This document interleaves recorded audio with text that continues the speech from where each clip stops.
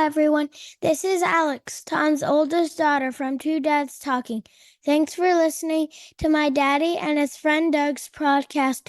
And please like, share, and subscribe to this. Thank you.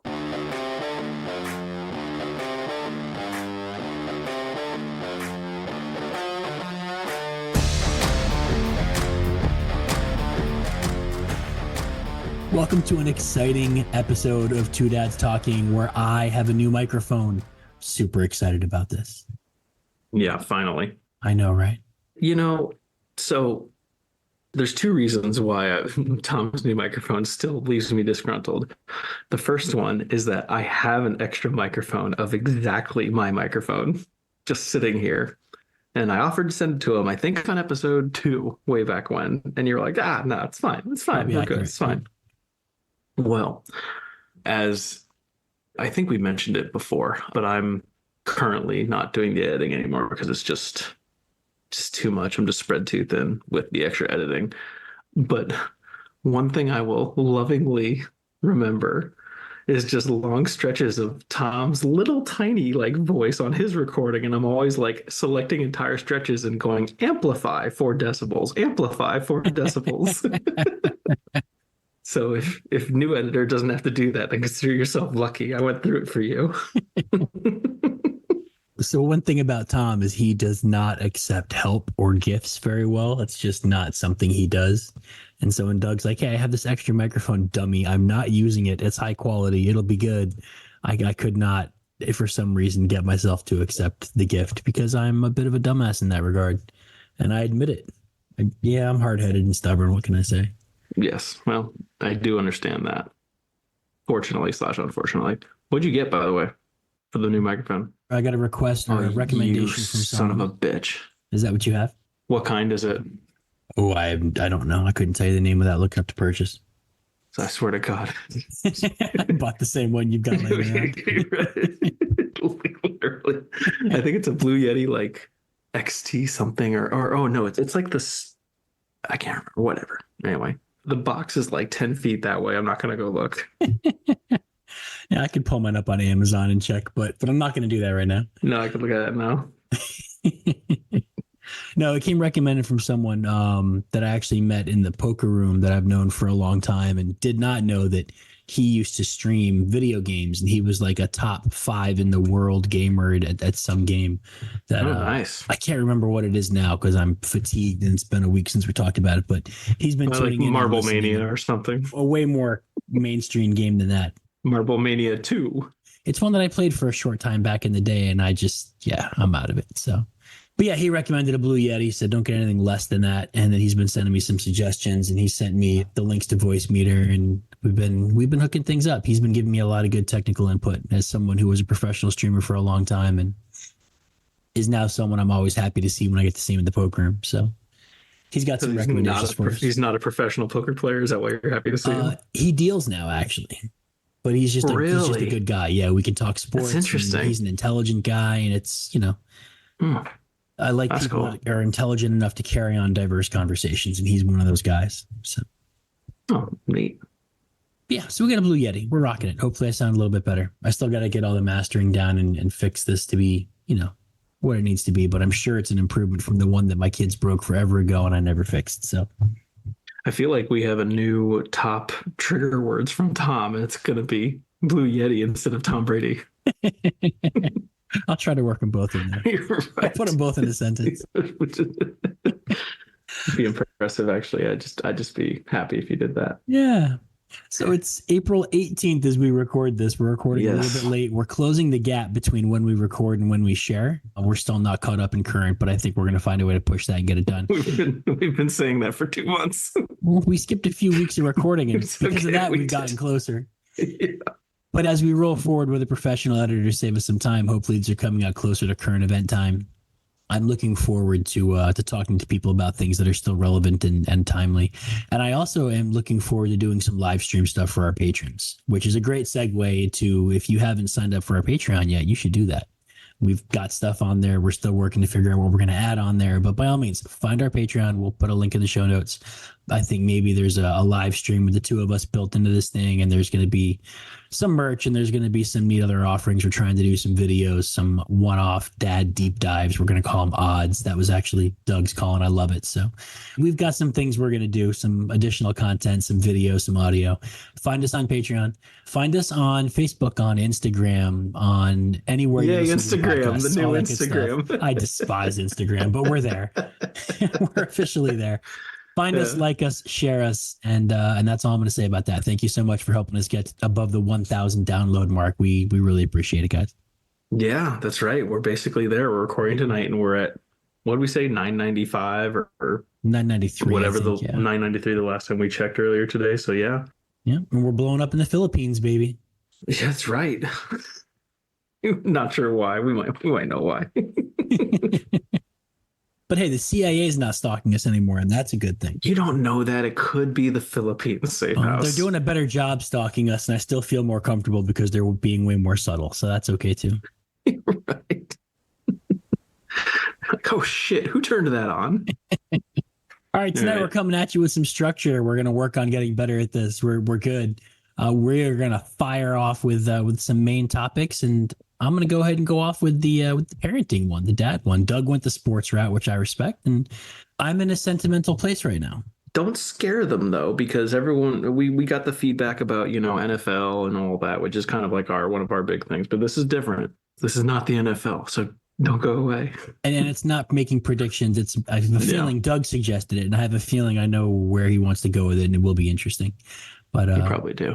But I'm a little sentimental, and I had a traumatic incident this past Sunday, and I want to talk about Bluey and The Sign. I don't suppose you've seen it, have you? I have probably seen the ending clip. I assume you haven't seen it. No, I'm sure I haven't. All right. So we've talked a little bit about Bluey in the podcast. I've talked a little bit about Bluey in the podcast, and what a huge fan my kids and I are of this show. It's the only kids show I think I have ever watched with them that I am as big a fan as they are. If you have not watched Bluey with your kids, or maybe even on your own, you need to give it a shot. Just pull up the Rusty episode, pull up the cricket episode.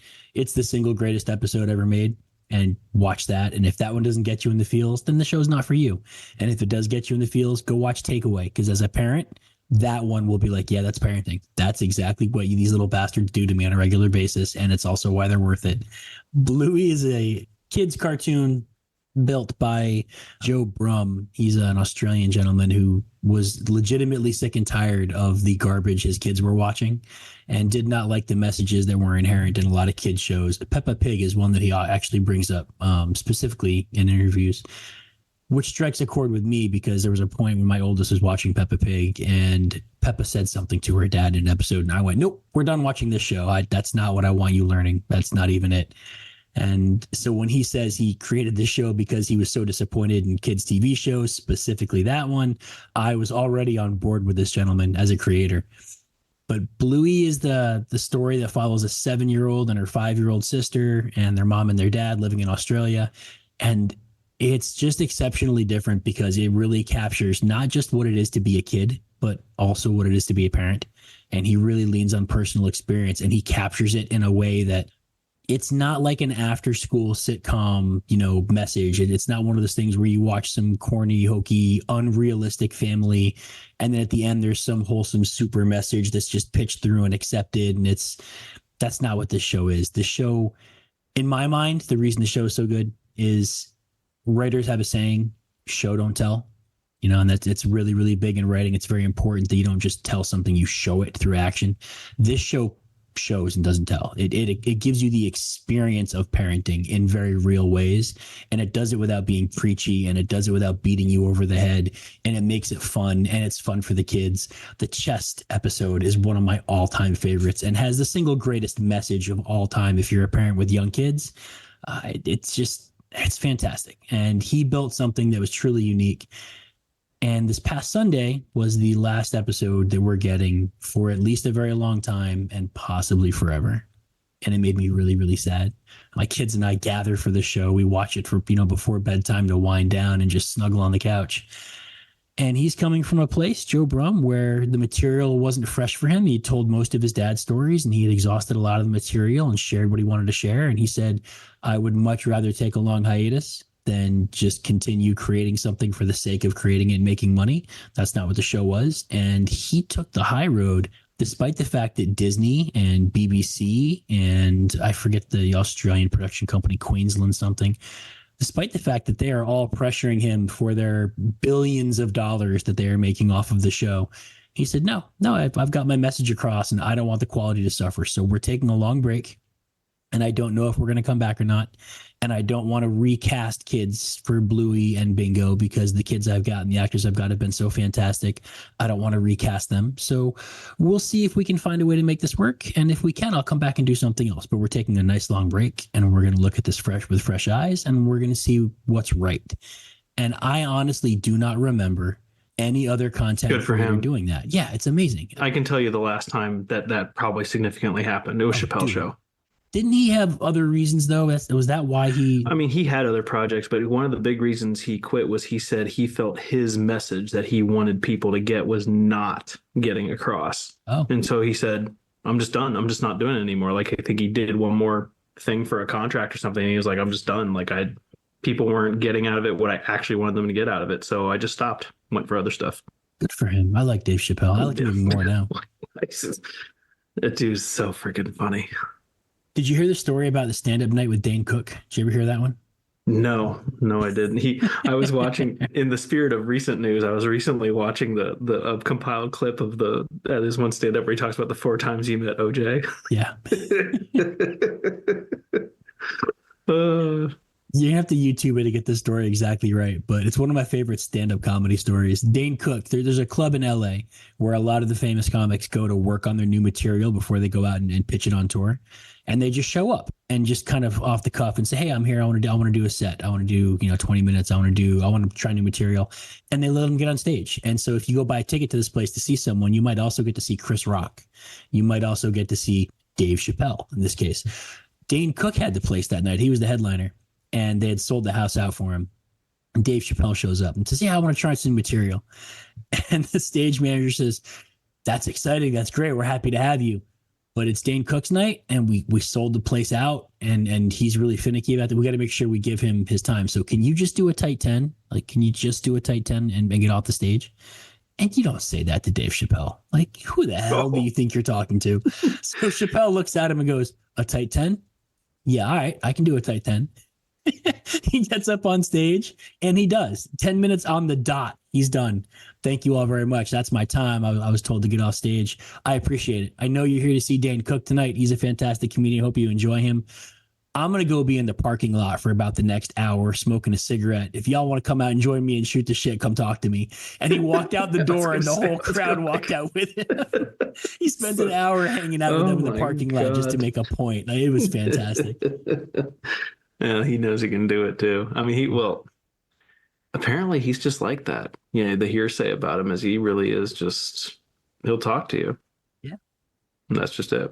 I mean, when was this, by the way? Because I think there was a moment, I want to say 15-ish years ago, where people were kind of arguably saying Dane Cook was the biggest name in comedy, because that was when he had that like Vicious Circle comedy special, and that was a big like hour and a half long deal, and he had a stadium with 50,000 people in it. And it was like the biggest live comedy sellout to date at that point or something. Like, he was huge about 16, 17 years ago. So he was kind of a flash. He didn't hold up. So I liked him. I was one of those people that liked him because he's different. He doesn't follow the normal formula for stand-up comedy, which is something I wasn't super aware of until I started writing it and studying it. But he doesn't follow the normal, procedure and the formula. And I like that about him.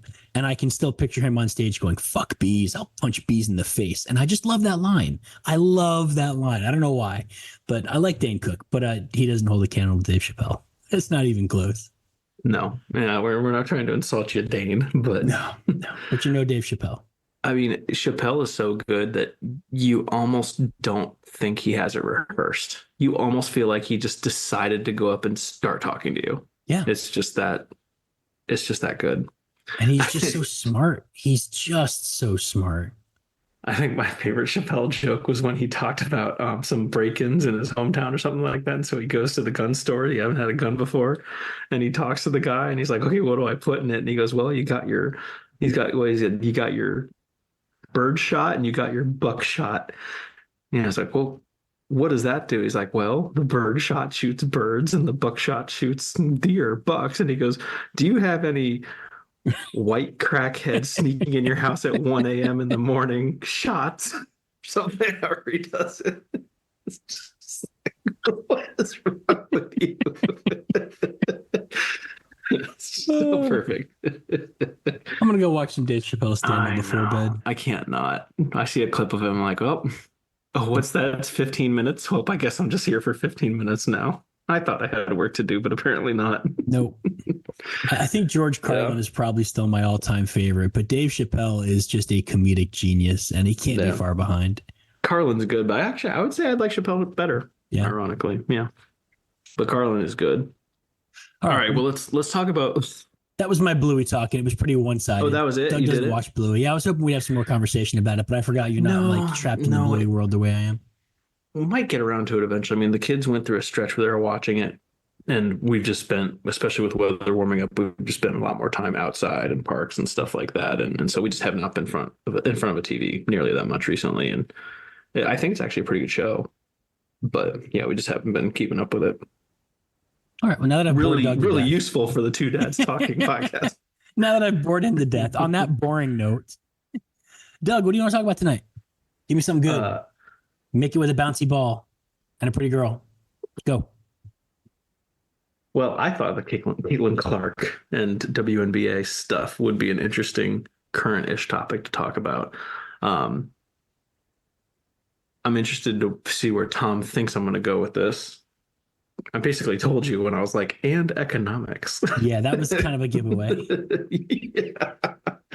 Well, but I just thought it was an interesting thing to explore or discuss because, and I'm actually glad that we had a little bit of a delay in not recording last night because there was some of that other stuff coming out about her Nike shoe deal that she just got. I think they said it was like 20 million or something like that. Oh, I thought it was 10. Is it that much? I think they said 20. So it was just a little blurb that I saw. It was between Nike and Adidas and, Under Armour, like one of the Under Armour subsidiaries or reps or something. And basically Nike just came over the top. Apparently the Under Armour one even had like an appearance with Steph Curry in it when they're meeting with her and everything. So people went for her, but Nike just came over the top with the money. So she took them, and the rumor was that it's good that she actually entered the WNBA because Iowa was already like a Nike school or a sponsor with Nike. And so Nike had all the leverage if she stayed there or was only affiliated through Iowa. But going to the WNBA meant she could sign with whoever she wanted. So Nike had to like keep her almost. Yeah, if you look at the billboards in her hometown, that was one of the coolest things I remember seeing was like a side by side of all the different billboards that have been put up with her name on them in her hometown. And it started in high school. Like people knew she was that phenom in high school.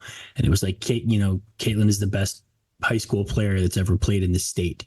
And then you look at the next board from like a year later is, she's been selected and she's going to go change college basketball. And the next one is when she was in college basketball. It's like her freshman year and she's already changing the game. And then there's her senior year is like, no one has ever done this in the history of sports before. This is Caitlin. And like everyone is just progressively more jaw dropping. And these are huge billboards.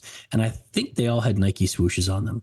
So I feel like Nike's been in on her since the ground level, and it kind of makes sense. They'd want to, you want to keep your talent. I was going to say that would be a big flop, probably. Yeah. Just with losing that. So yeah, you don't want to do that. I didn't realize it was that much. I really thought it was 10 million. I was talking to someone about this yesterday. Oh no, today. It was earlier today. I was talking to someone about this. Oh, you're bad with time travel too. I'm so bad with time travel. I didn't end up in the Rubicon Lake, but I'm pretty bad. All right. So what do you want to talk about? Let's go. Where are we going with this thing? I mean, for me, it's more just the previous star, and I cannot pronounce her name to save my life. I should almost look it up on Google. It was like a Jai or a J or something like that. Aja. Oh, yeah. Maybe. You're talking about AJ Wilson. AJ Wilson. Thank you. Yeah.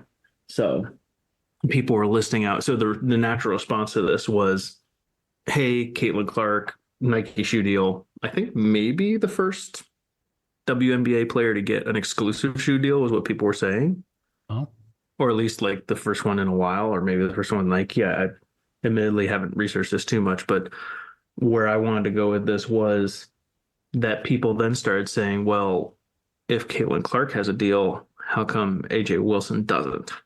And, listing out all of her player of the year, freshman of the year, SEC all conference, two-time WNBA champ, all MVP, all the different things that shows why she should have a shoe deal too. And it's not that I disagree. Like, I think being literally the top of whatever pile you're on should at least put you in the discussion for stuff like that.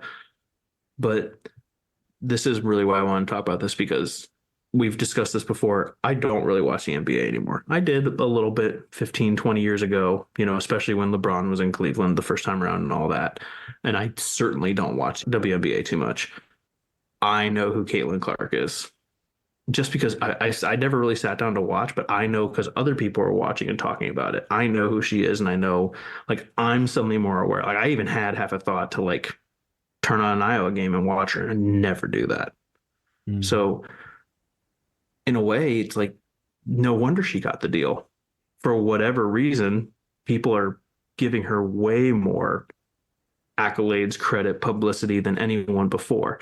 And I don't think it's just specifically, the internet or a sport popularity or anything like that. Because I remember being in college and being impressed with that. I think her first name was Maya. She was like the UConn star, probably 15, 16 years ago, #1 overall pick. I think they like won the WNBA for rookie year, and she was one of the best players and all that stuff. And she never got a deal either. So as far as I could tell, she was like the greatest thing since sliced bread as far as people are concerned for women's basketball. So I have a theory, but I want to hear if Tom has any thoughts on it first, because mine is not really politically correct. Sort of. It's the reverse. okay. No, I think for me, it's all about marketability. That's exactly this. That's what this is. Them giving her an endorsement deal like this. This is how much of an asset they think she will be to their market. And I think it's hard for me to say someone who hasn't gotten in and done it and proven themselves at the pro level deserves $20 million. But at the same time, she is already having an impact on the WNBA, and she hasn't put her shoes on for a single game. They don't play their first preseason game until first week in May, I think. And she's already spiking interest and growing it, and has girls writing her name on their shoes because they want to pretend they've got her shoes on. She is a marketing asset unlike anything the WNBA has had before. She is going to be reminiscent of Michael Jordan and Steph Curry when it comes to increasing the marketability and changing the dynamic of that for the game. That's where she's going to be. People are already comparing her to Steph Curry. There's never been a woman in the history of basketball, college basketball, that just splashes threes the way she does. It's like Steph Curry when he came up and said, yeah, I'm going to change the way this game is played, and started doing it. It's amazing. She's going to change the WNBA. Unless something awful and unprecedented happens to her, she's just going to have that kind of impact. And she's already spiking it. And when it comes down to it, when you're putting money into, your assets, you put your money in the places that are going to make you the most money. And she is the hottest name in women's basketball right now. Every high school girl in the country knows her and knows her from the tournament and watched what she did in college. And that's what every high school girl in the country playing basketball is going to want for her shoes to be. And that's where Nike makes its money. I think it's that simple. But I guess what I was getting at is, why is she so marketable? I feel like any dumb person off the street can say, oh, well, of course she's more marketable. And, where there's smoke, there's fire. Nike gave her, this huge deal. Therefore, she's obviously more marketable because Nike hasn't done this before. But why? Because she's an unprecedented talent and her timing was perfect. Last year, the WNBA saw like a 200 and some odd % increase in interest and ratings. They went way, way up, and it's the first year they've ever had a gain like that. So she came along and destroyed all the meaningful college records and got all the airtime in the primetime spots, exactly as momentum was already cresting for the WNBA. That puts her at the forefront of it. And that's what makes her a perfect marketable candidate right now. She's already caught up in this upswell of popularity and this rise of interest. And while all that was already happening organically without her, she happened to be on ESPN every single day doing something that no one had ever been seen doing before. broke all the records, got all the media. She was in the right place at the right time, and she is just that damn good. That makes her marketable. I agree with you. 65% of that, I think, is driving it. I think most people just see one hell of a player. I think the other, out of the remaining 35%, I'll say maybe another 20-ish percent of it, 15 to 20% of it is, and again, as someone who's never watched this before, I mean, in a way, I'm not well versed in it. Like I'm not as quote informed, but I feel like I give the good, like impartial third party look. The couple of interviews and clips I've seen of her, she strikes me as just, she still has a level of humility. Like it's like she knows she's the best player on the court, which you kind of have to have that edge to be a pro athlete or even just highly competitive. But you never felt like she was like, yeah, I'm so great. Yeah, it's all me. Just put me with anybody and they'll be great, like attitude. It always seemed like she kind of had this, I've worked for what I've gotten and I'm going to continue to work and I'm going to appreciate the people who've helped me get there and yada, yada, yada.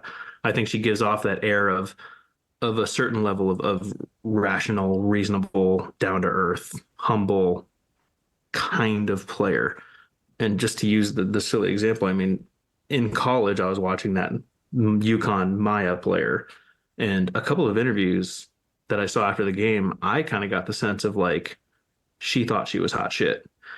And don't get me wrong, she was, but it was a little bit of a turnoff. And I know that resonates differently with different people. I have the same opinion when, with an NBA player or a star college player, if they're like, yeah, man, I'm going to get it done. I'm like, no, I don't want to follow you anymore. So I think that's another thing that factors into it is that she's very relatable. She looks like she's not trying to be big. She just happens to be almost like she's stuck there and people feel like that's easier to approach. I think no one will ever admit it out loud, but I do think there is at least a small portion of her marketability, her popularity is that there are going to be people who are going to use it as a race thing. Oh yeah, I'm sure. And I think that's the side of it that I was saying is politically incorrect was people are going to sit there and say, well, she's white. And we've had all these star black players in the past who haven't gotten their deal. Therefore, she got her deal because she's white. And I would at least devil's advocate and say that there may be a actual tiny smidge of truth to that. Because when you go by pure demographics, what are we now? 58, 70% white as a country, 72%. I don't remember the last figures, whereas it's like 11 or 13% black. And I think 7 or 8% of the US population is black female. So people, at least in certain cultures, do pay attention to that. And so you're going to have wider marketability if there are more people looking up to you or not looking up to you. So, yeah, I think there's at least a smidge of that behind it. I don't think it's the main driver. I think most people just look at her and say, great player, seems like a nice kid. And that's it. Yeah, I don't know. Basketball is not one of those sports where, the humble, nice guy approach is what people are generally looking for, especially young basketball players. Basketball is one of those sports where, you got to have some swagger to you. You got to be a little cocky. You talk trash. Basketball is probably, of all the sports, probably the one where humility is least appreciated, I think.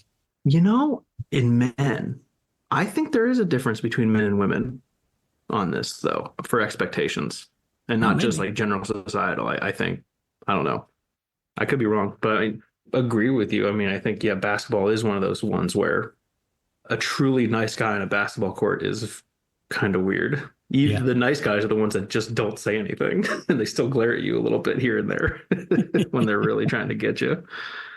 Yeah. Well, so the other side of this, though, too, the economic side that I really wanted to get to, and I was more just getting into the marketability aspects of it, but I wonder if something like this shoe deal may not end up biting Nike in the butt. Because now you have someone that they're willing to dump a bunch of money into. And if the rating swell is only temporary, either around her or around whatever else it happens to be later, if ratings go back down, she might become the proverbial pace car of like, yeah, they didn't end up making money on that deal, or yeah, it wasn't really worth all the investment. And so now it's actually limited even further endorsement deals down the road.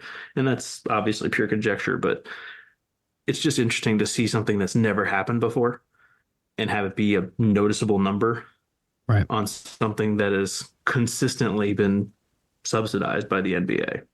I kind of go the other way on that. I think that, I believe it'll be successful because I think she is going to have a huge, just a massive lead on the market. They're going to corner the market with this because she is the hype. She is the female player hype right now. You can talk about Breonna Stewart and you can talk about Aja Wilson and you can talk about Brianna Jones and you can talk to anybody you want.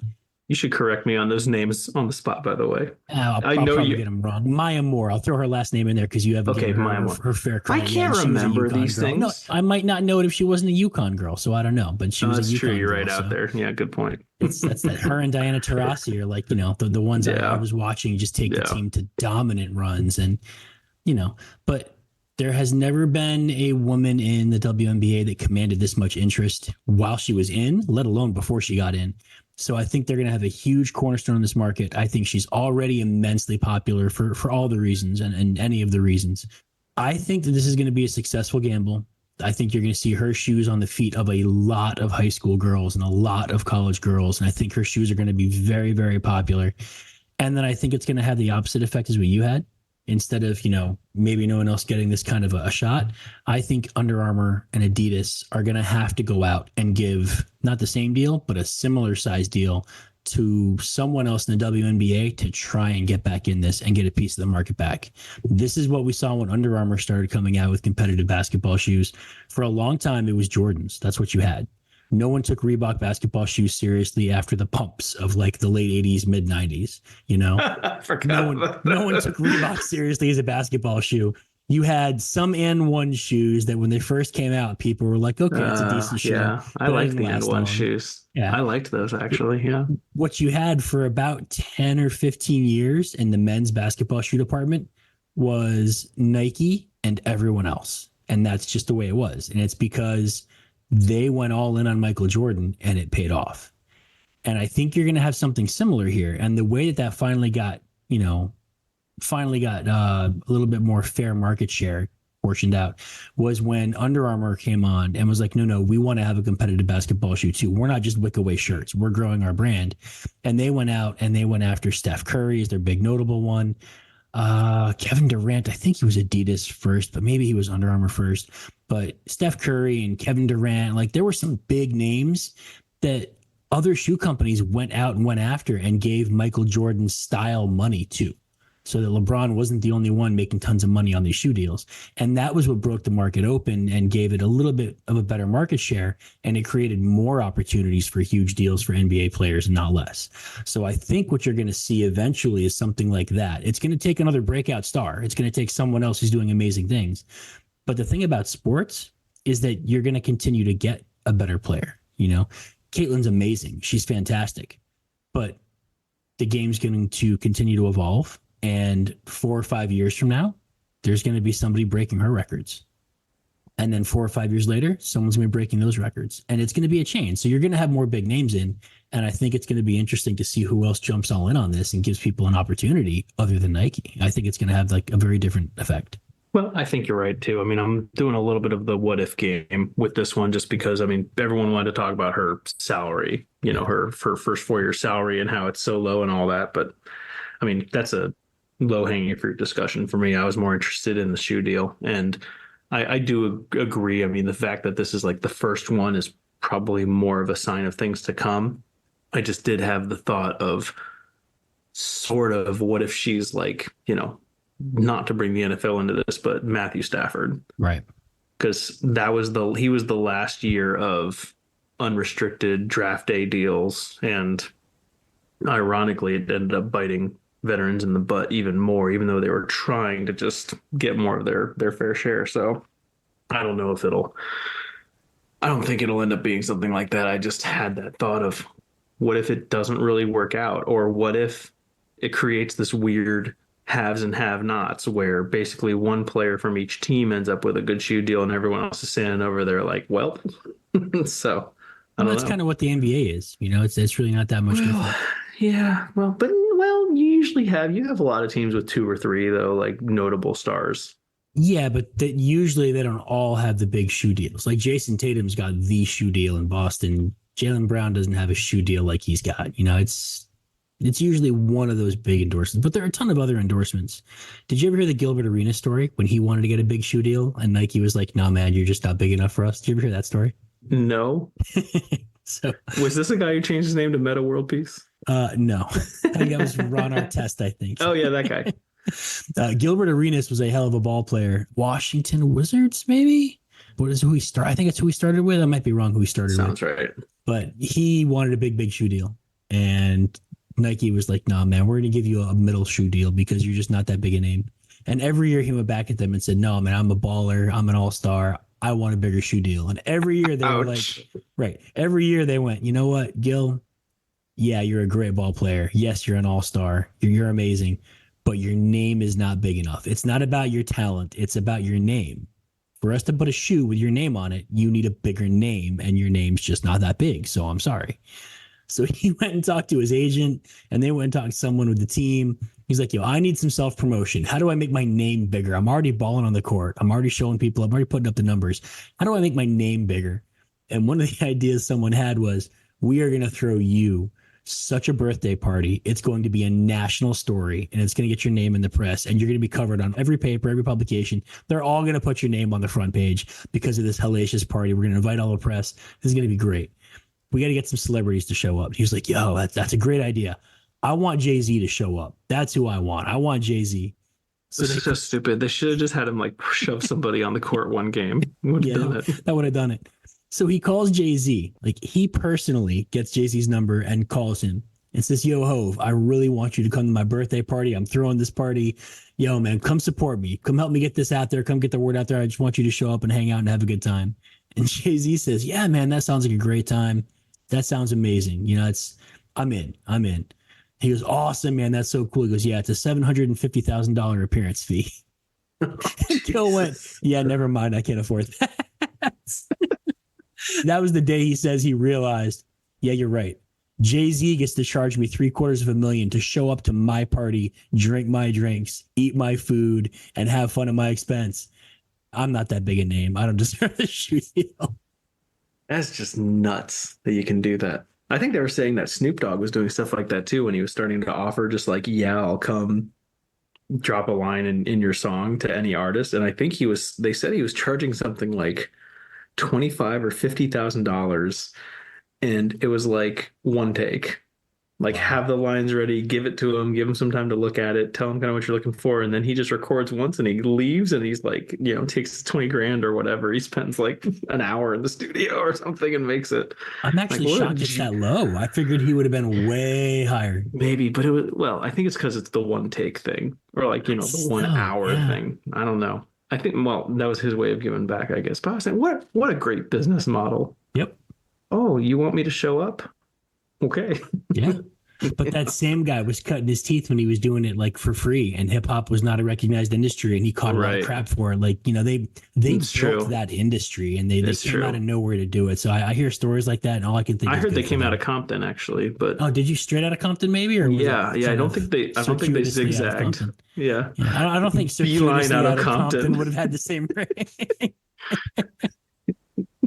As the crow flies from Compton. Oh, I'm going to write the lyrics to that, and I'm going to record that, and that's going to be on our Patreon. That's going to be a video I'm going to put on Patreon. Oh, we've talked about Doug singing. Let's hear Doug rapping. I've got a little bit of rapping in my background. This will be all right. Circuitously out of Compton. That's going to be the jam. All right. Give me 2 weeks. That'll be on Patreon. Make that work. You're all welcome, and I'm sorry, all at the same time. I'm not even going to listen to this. Yes, you will. No, I will. You absolutely will. All right. We're doing top 3. We're doing top 3 movie or TV dads is where we're going with this. So did you have a hard time coming up with this list? Yes and no. There were some that came to mind like 2 that came to mind right away.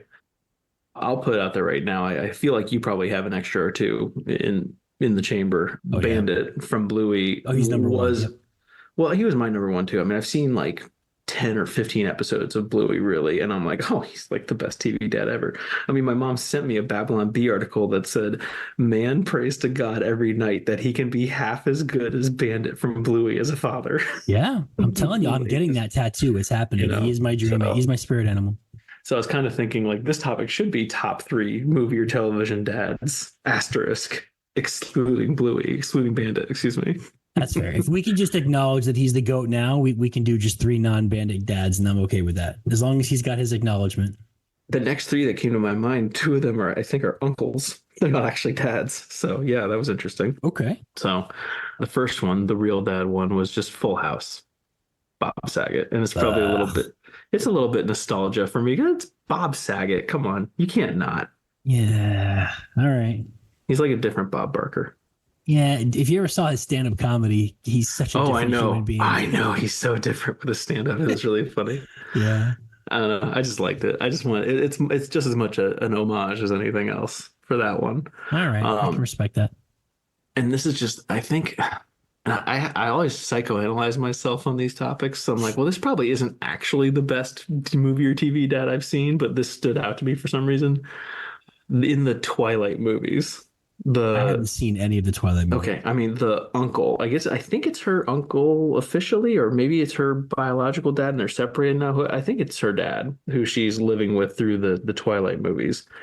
This is a really random reference. Have you seen the TV show Revolution at all, where all the electricity goes out? Oh, my wife watched that. My wife liked that show. I never saw it, but my wife did watch it. He's the infamous old general who they go to find. I can't remember his name in that show, but it's that same actor, which was totally different role for him, by the way. But I thought he is clearly concerned, but he's also trying to let her be a teenage girl and not butt into her life.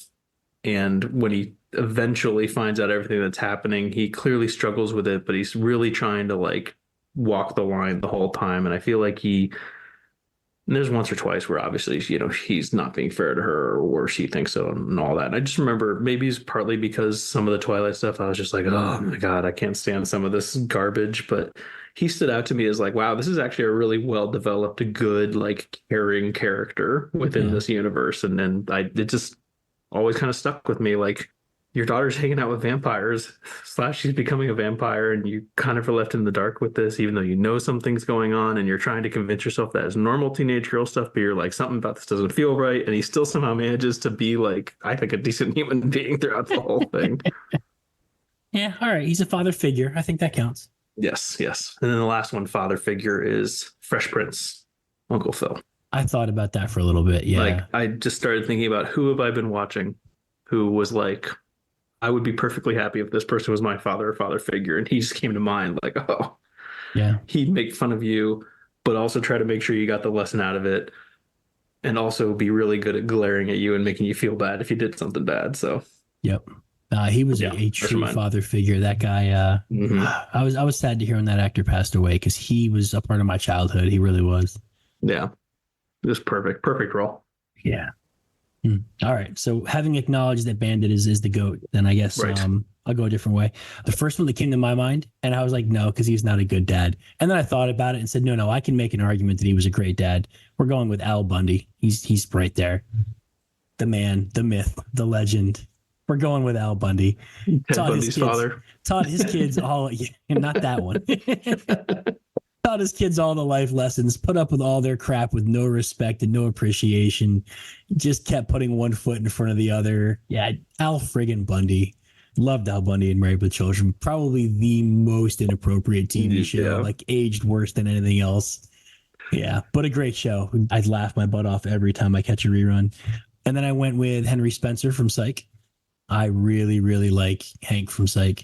You like him? Yeah, so much, because I know you like the show, but you think he's actually a good dad? Because I mean, the protagonist is like, yeah, he's my dad. He's kind of cool. He does kind of love me, but Sean kind of has this opinion of him of like, he was too copy for me or whatever. Well, yeah, but that's part of the beauty of the show, is watching how their relationship evolves, because they start off so confrontational, and until you find out like why they're so confrontational. You're like, man, that's a strange relationship. But they come together throughout the show, and it becomes this really beautiful thing. And it's this dad who was trying to do the best thing by his kid when his wife left him. Like, she left him with the kid high and dry, and he was a single dad with a kid who was a police officer and didn't know what he was doing, and did the best that he could in every way that he knew how. And he was humble and modest when he didn't, but he really tried to do the best he could in every single way possible. And he tried to raise his son to be independent and strong and capable. And that's kind of the goal, right? You want to raise your kids to survive and be able to take care of themselves. And he's kind of, perfect for us because he made a lot of mistakes along the way. He didn't know where he was going, and he screwed up a lot. But at the end of the day, their relationship at the end of that show is fantastic. It's truly remarkable. They do the evolution and the character growth and development is just really, really a beautiful thing. And he does it all with wit, and he's being, pardon the phrase, I know it's not a very popular phrase, but he was the man's man the whole way. And even in ways that were really humorous and funny, like to a fault, he was the man's man. But he just embraced it. And yeah, I thought he was a great dad. I 100% put him on my list. I love that character. He was great. Okay. Interesting. Yeah, I'm not the worst answer, but I wouldn't have expected that. He wouldn't have been on my list. I'm wondering if I should have included the dad from Smart Guy. Smart Guy. The Disney show with the kid who plays the like genius 10-year-old. Was it that? I think it was him, because then he has I don't think I've seen it. It's I think his name is TJ in the show. He's like a little 10-year-old who's brilliant. Yeah, right. TG. TJ. And I think he has the two older sisters, and that was the spinoff for Sister with Tia and Tamara on that. But I think the setup is basically it's these three kids and it's just single dad. And I think they make one reference, maybe in like one or two episodes, about like, when your mom died. And he's same thing. He's trying to deal with twin teenage sisters and like a literal genius 10-year-old who, as the one thing I remember from it was just it was a multiple choice math test, and the teacher hands it back to him and gave him extra credit even though there wasn't any on the test because he had an essay answer to explain each answer to each question. Wow. And everyone hated him for being so smart. Yeah, of course. That's how you get resented right there. But same thing, good dad. Yeah. Yeah, it's old now. Anyway, what's your third? I actually had a bunch that I wanted to put here and realized they were movie dads. And I was like, no, I've got two TV dads. I need another TV dad. But like the father from Pursuit of Happiness was like a dead ringer for me. And again, it's from the hardship and it's what he went through. And it was just hard. And a part of me is like, yeah, you could have done better in the first place. But that movie was I didn't like the movie, but I loved that character and I love that relationship. So I thought about that. And I really wanted to go with Nicolas Cage's character from Con Air, because he just, everything he did was to get home to his daughter. And it was fantastic. And Nicolas Cage, the bad Southern accent and action movie. What more could you ask for? But I went with the TV show. I was like, no, I'm going to Nicolas Cage getting in there. Yeah, man. It was great with the long hair. Never seen a ranger with long hair like that. Well, I had a thought to include the Grug from the Croods just as a joke, which is Nicolas Cage is the voice. So maybe Nicolas Cage is just an amazing dad and we don't know it. Maybe we just don't realize what a great father he is. I mean, if you don't, it's your fault. It's Nicolas Cage. He's amazing at everything. All right. Well, we'll agree to disagree. There's even a meme of him pointing at you to emphasize the point. I ultimately went with Ned Stark from Game of Thrones. That's where I went. That man literally gave it all for his kids. And I was like, yeah, we're going to give Ned, we're going to give him a nod here. If you can forgive the pun, we're going to go ahead and do that. He was a head above the rest. It's all going downhill from here. It is. Yeah. So I'll go with that. If Bandit's already the grand champ, then I'm going to go with Al Bundy, Henry Spencer, Ned Stark. We're going to go that route. And I'm going to feel pretty good about it. I hope so. You had time to think about it. This is the first time we've had a top three, like with any advance notice to really think about it. It's the first time we've done this the right way. I know. Don't get used to it, everybody. No, don't get used to this. Not at all. We're going to have a top threes at some point. Oh, that's fantastic. Yes, we have to do that. Absolutely. How long have we been talking? Oh, a long time. We should. I don't have a timer on this recording thing. We never do. Yeah, I know. I say that every episode too. Feels like it's been like 45 or 50 minutes now. It might have been an hour. It's 11 o'clock. I don't know. I've been wondering if we should just stop talking. All right, we'll do dad jokes and then we'll get the hell out of here. I was gonna say, I feel like a lot of people are gonna be like 40 minutes. That's more like it after editing. What's that? An hour and 15 minutes. That was the other thing I think that just crushed me. What's that? The length. Like an edited episode, an hour and 10 minutes, and like I take off like 30 of that, and it's awful. Dad jokes. Okay.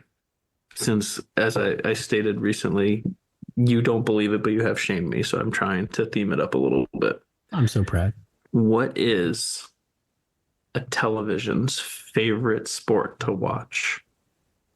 Television's favorite sport to watch. Mm-hmm. In the spirit of TV dads. This is where I get mad at myself for not figuring it out. Good. It's about time. I think you got me this week. Good. Yeah, I don't know it. Channel surfing. Okay. Yep. All right. Yes. Good. Oh, I got the eye closed. Yeah, you got it all. Yep. I got the questioning life choices reaction, which is my favorite. You got it all. Nicely done, sir. Nicely done. Thank you. I also kept mine themed. I was going to tell an experience, but I didn't go with dad's. I went with WNBA because I had a relevant life experience in the WNBA.